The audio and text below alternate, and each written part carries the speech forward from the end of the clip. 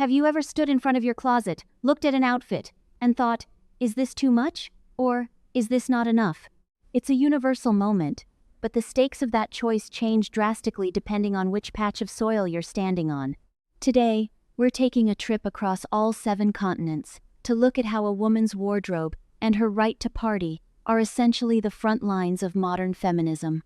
It's fascinating, and frankly, a bit exhausting when you realize that in 2024, a piece of fabric is still treated like a political manifesto. We're looking at the most populated giants on each continent, and the contrast is staggering.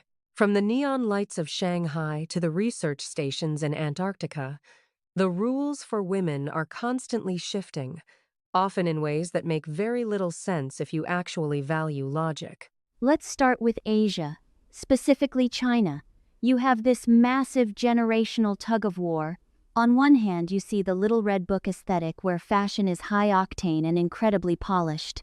But then you hear about the leftover women stigma, or the pushback against the 996 work culture affecting how women express themselves. Exactly. In the major cities, the party scene is glitzy, but there's this underlying pressure to maintain a very specific kind of feminine grace. If a woman chooses to dress in a way that's perceived as too rebellious or lazy, the social commentary is swift. Feminism there is often a quiet, digital revolution, women choosing to stay single or lie flat as a form of protest against traditional expectations. Haha.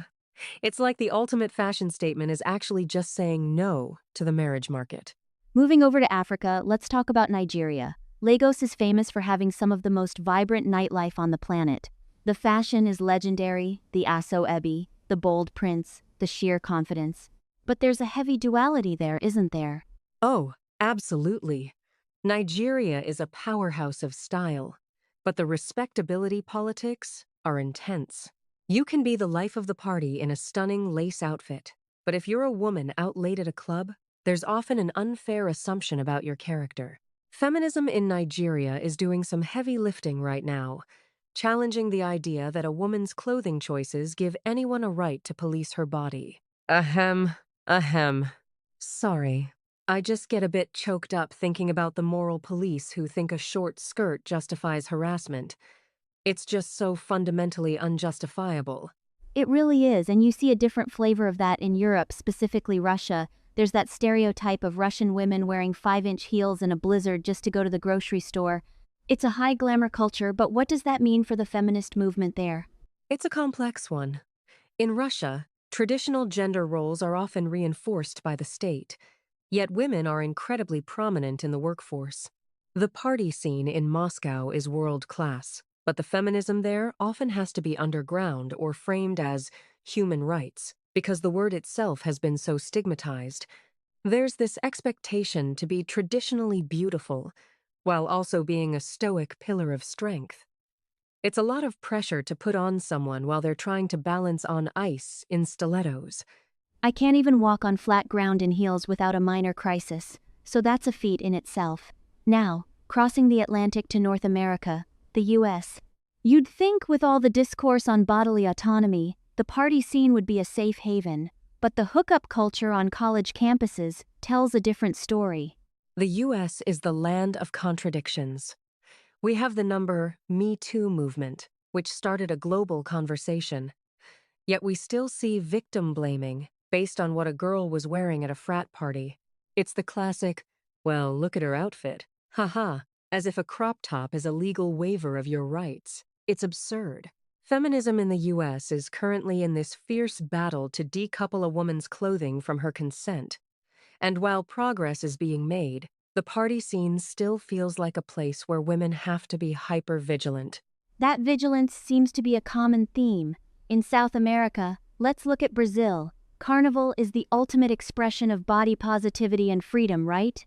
But then you look at the rates of femicide and domestic violence in the region, and the math just doesn't add up. It's heartbreaking, honestly, sighs. You see these incredible women in Rio, celebrating their bodies with such joy and art. But that same culture can be incredibly dangerous once the parade ends. Brazilian feminism is literally a matter of life and death. They are fighting against machismo that views women as ornaments or property. The irony is that the world looks at Brazil as this paradise of physical expression, but for the women living there, that expression can sometimes be used against them in a court of law or in the court of public opinion. Ahem. It's that same old story using beauty as an excuse for brutality. It makes my blood boil. Let's head over to Oceania, specifically Australia. The Ladette culture was a big thing there for a while. Women drinking and partying just as hard as the men. Did that lead to more equality in the nightlife? To an extent, but it also led to a different kind of scrutiny. In Australia, there's a big focus now on safety in the nighttime economy. Feminism there has been very vocal about the fact that women shouldn't have to change their behavior or their outfits to avoid hits, or harassment. It's about reclaiming the streets. The Aussie spirit is all about fair go, but for a long time, the fair go didn't seem to apply to a woman in a bar at 2 a.m. And finally, the wild card, Antarctica. No permanent residents, no countries in the traditional sense, but the research stations are populated mostly by people from the most populated nations. What's the gender dynamic like when you're all wearing identical red parkas? Haha, Antarctica is the great equalizer. When you're in a sub-zero blizzard, nobody cares if your outfit is flattering. You're just a giant red marshmallow. But even there, in the early days, it was a total boys' club. Women had to fight just to be allowed on the ice. Now, feminism in Antarctica is about ensuring that these isolated environments are professional and safe. It's funny to think about the one place where fashion is completely irrelevant is the place where women finally get judged solely on their ability to do the job. Maybe we all need to wear parkas for a year and see what happens? A global parka experiment. I love it. But in all seriousness, looking across all 7 continents, it's clear that while the styles change from silk to lace to high-tech wool, the core struggle remains. We're still fighting the idea that a woman's appearance is a public invitation for commentary or control.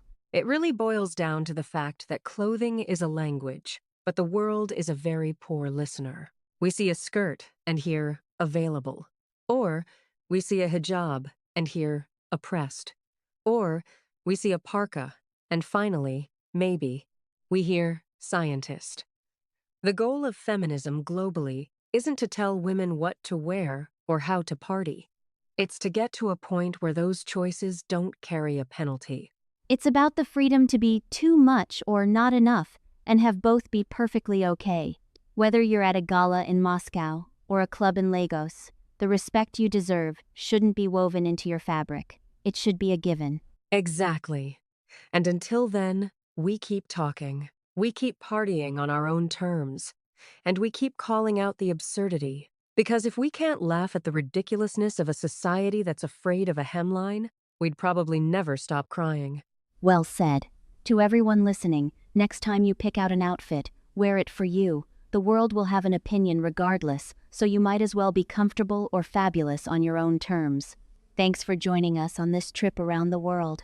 We'll see you next time, hopefully in a world that's a little more fair go for everyone.